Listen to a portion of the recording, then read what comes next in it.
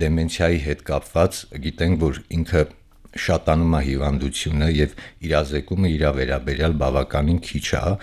Մեր օրինակ դասընթացը նաեւ իրազեկմաններ ուղված, իհարկե նաեւ բժիշկների կրթմանը։ Երկրորդը այդ փաստաթուղթը մեր բուժաշխատողներին տալու է գործիքներ, որոնցով որ իրենք կարող են ուղղորդվել իրենց գործունեության ընթացքում ավելի ճիշտ ախտորոշում անելու, ավելի ճիշտ տարբերակիչ ախտորոշում իրականացնելու համար, նաև ուղեցույցը խորհուրդ է տալիս, որպեսզի բոլոր բժշկական մասնագետները եւ ոչ բժշկական, հարբժշկական մասնագիտությունը, այդ թվում նաև խնամողները, բոլորը իրար հետ համագործակցեն մեկ պացիենտի շրջանակում, որպեսզի այդ անձին տան հենց անձակենտրոն բուժօգնություն կամ խնամք, այսպես ասած։ Ոնց որ բազմա մասնագիտական թիմ պիտի աշխատի, չէ՞, դեմենցիայի հետ մենք դա տեսնում ենք։ Բժիշկ Հովսեփյան, ինչ ծավալի փաստաթուղթ է եւ եթե ոչ ոք գլուխներով, որ ասեք, օրինակ մինչև կարդալը, ես էլ դեռ ծանոթ չեմ, ինչ է ներառում, այսինքն առաջին փուլում սա պիտի արվի ինչ որ մի կերպ, ինչ որ մի ձևով նկարագրենք եւ ով է հովանավորել, ինչպես է հնարավոր եղել, սա կարեւոր է, զարգացած աշխարհում էլ գիտենք, որ մենք մեր երկիրն արդեն ունի այս փաստաթուղթը։ Փաստաթուղթը ստեղծվել է Եվրոպական միության կողմից ֆինանսավորվող ծրագրի շրջանակներում։ Ծրագիրը կոչվում է իրավունքներ, ծառայություններ, մասնակցություն, այսինքն այն ուղղված է հոգեկան առողջության ոլորտի բազմակողմանի զարգացման վրա եւ մի քանի կազմակերպություն են մասնակցում, որոնցից մեկը հոգեկան առողջության հայկական ասոցիացիան է, որն էլ հենց այս փաստաթուղթի ստեղծումով է զբաղվել։ Հեղինակները 3-ն են, պարոն Փոշիկյանը հիմնական կարող ենք ասել առաջին հեղինակն է, ես եմ եւ Անահիտ Կարապետյանն հոգեբուժ եւ խմբագրել է Անահիտ Տարաբյանը, որը որ հանդիսանում է հոգեբուժ եւ նյարդաբան երկու բժշկական մասնագիտություն ունի։ Բավականին ծավալուն է, այսինքն ավելի քան 100 էջ է եւ ինքը հիմնված է միջազգային լավագույն օրինակների ուսումնասիրության վրա, բավականին մեծ ծավալի մի քանի 100 գրականության աղբյուրի ուսումնասիրության վրա եւ ներառում է համապարփակ տեղեկատվություն, առհասարակ բոլոր ուղեցույցները մոտավորապես նույն սխեմայով են կառուցվում, իրանք ունեն ներածական մաս, որտեղ ներկայացվում է խնդրի իրավիճակը առհասարակ աշխարհում, այն տեղեկությունները, որը մենք ունենք Հայաստանի մասին, իհարկե գրեթե բոլոր խնդիրների դեպքում Հայաստանի ներսի տեղեկությունները սահմանափակ են, որտեղ թե հայտնաբերման տեսակետից, թե ծառայության կազմակերպման տեսակետից բացեր ունենք, կան գրանցված բուժառուներ բավականին մեծ քանակությամբ, բայց իրանք եթե նայում ենք իրական թվին բավականին զիջում են այն թվին, որը կարող ենք պատկերացնել մյուս երկրների հետ համեմատելով, որից հետո նկարագրվում է բուն խանգարման մասին տեղեկատվություն, այդ թվում նրա ծագումնաբանությունը, ինչ պատճառներով է առաջանում, ինչ կենսաբանական մեխանիզմներով է առաջանում, ինչ կլինիկական պատկերներ ունենք, ոնց ենք հայտնաբերում, ոնց ենք ախտորոշման տարբեր մոտեցումները, թե հարցաշարերի, թե կլինիկական զննումների, լաբորատոր, գործիքային եւ այլն։ Բուժման սկզբունքներն են ներառում, որոնց մեջ ներառված է առաջերտին թեորիայական բուժումը, ինչպես նաև հոգեթերապևտիկ այն միջամտությունները, որոնք կարող են արվել եւ սոցիալական մասն ներառում, այսինքն խնամքը, կազմակերպումը, տեղեկատվություն հարակից մասնագետների համար, տեղեկատվություն խնամողների համար, ընդհանուր այս ոնց որ դասական հիմնական բաժիններն են։ Դա ծավալուն մասնագիտական փաստաթուղթ է, որը բաղկացած է մի քանի բաժնից եւ որի նպատակն է մանրամասորեն լուսաբանել այս կամ այն խանգարումը։ Տվյալ դեպքում դեմենցիայի ուղեցույցի դեպքում այն մանրամասն նկարագրում է թե դեմենցիայի հետ կապված վիճակը առհասարակ աշխարհում եւ Հայաստանում,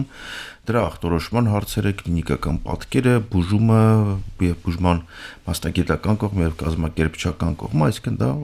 ծավալուն փաստաթուղթ է, որը որ տալիս է բոլոր անհրաժեշտ տեղեկությունները այս կամ այն խանգարման մասին եւ հանդիսանում է հիմնական այն աղբյուրը, որից որ բժիշկները կարող են ինֆորմացիա քաղել։ Բժիշկները,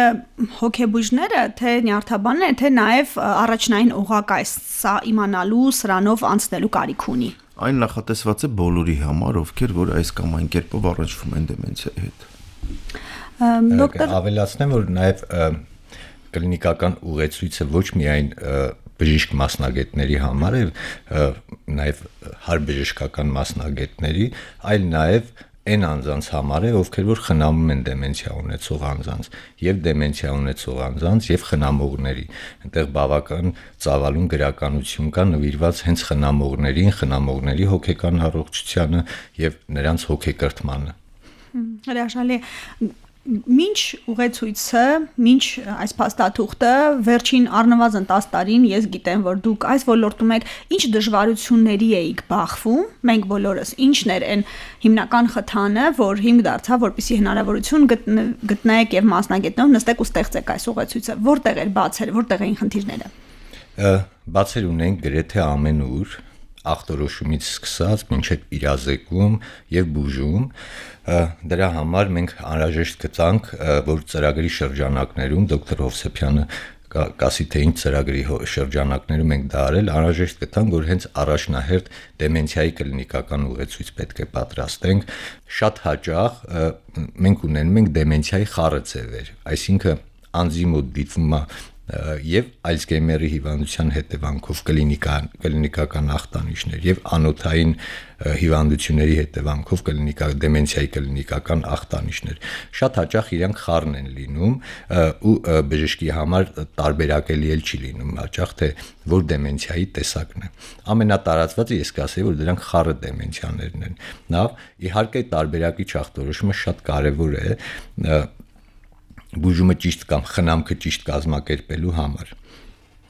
Մեր երկրի դեպքում կառանձնացնենք ինչ որ բան եւ արդյոք ինչ հետազոտություն է ցույց տալիս այս տարբերակելը բժշկի տեսակետից որքանով է հեշտ։ Հա, ինքը բավականին հեշտ է, եթե մենք օգտագործենք այն գործիքները, որ կլինիկական ուղեցույցը խորհուրդ է տալի, մենք ունենք փսիխոմետրիկ գործիքներ, նաև հետազոտության ալգորիթմեր, թե ինչպես կարելի է դեմենցիան տարբերակել, արդյոք դա Ալցգեյմերի հիվանդության հետևանքով դեմենցիա է, անոթային դեմենցիա է, թե դեմենցիայի խառը տեսակն է։ Ինքը բավականին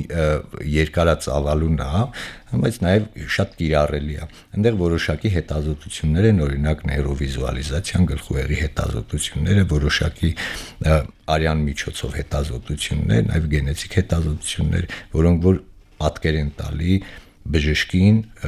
շատ ավելի հստակ տարբերակիչ ախտորոշման համար, ինչը շատ կարևոր է հիվանդությունը կառավարելու տեսակետից։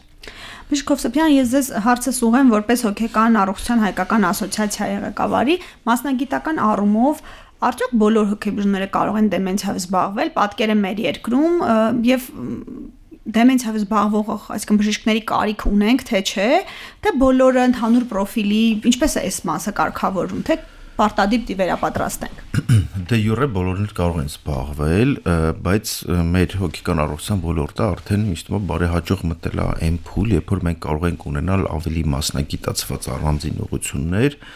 այսինքն այսօրվա դրությամբ մենք ունենք մի շարք մասնագետներ, Երևի բժիշկ Փաշիկյանի գլխավորությամբ կարող ենք ասել, ովքեր որ ավելի մասնագիտացած են դեմենցիայի հարցում, եւ եթե մարդիկ ունեն հնարավորություն ընտրելու, իրանք իհարկե կարող են ընտրել են մասնագետների, ովքեր ավելի մեծ փորձ ունեն, վերապատրաստումներ ունեն այդ ուղղությամբ եւ այլն։ Պարոն Փաշիկյան, հա, ես ծավալվեմ։ Հա, ուզում եք լավ, ծավալվեք, բայց կարող մենք ունենք նաեւ մեկ այլ փաստաթուղթ, որը նույն ծրագրի շրջանակներում ենք մշակել, կոչվում է դեմենցիայի կլինիկական ուղի, շատ կարևոր փաստաթուղթ է, ինքը հենց այդ փաստաթուղթը տալիս է պատասխանը, թե որ մասնագետը որ փուլում ինչ շրջանակներում կարա զբաղվի դեմենցիայով։ Այնտեղ ներառված են եւ ընտանեկան բժիշկները, եւ հոգեբուժները, եւ հոգեբանները, եւ սոցաշխատողները, եւ այն բոլոր օժանդակ կառույցները, որոնք կարող են լինել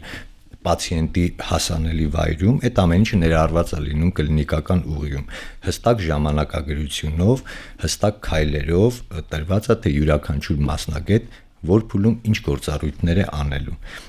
Բավականին կարևոր փաստաթուղթ է ու այդ փաստաթուղթը երբ որ մենք համադրում ենք նաև կլինիկական ուղեցույցի հետ, որովհետև իրանք փոխկապակցված են, մենք այդ երկու փաստաթուղթը օգտագործելով կունենանք շատ մեծ արդյունքներ կոնկրետ պացիենտների դեպքում, իսկ եթե համակարգային ներդրենք ավելի լավ կլինի։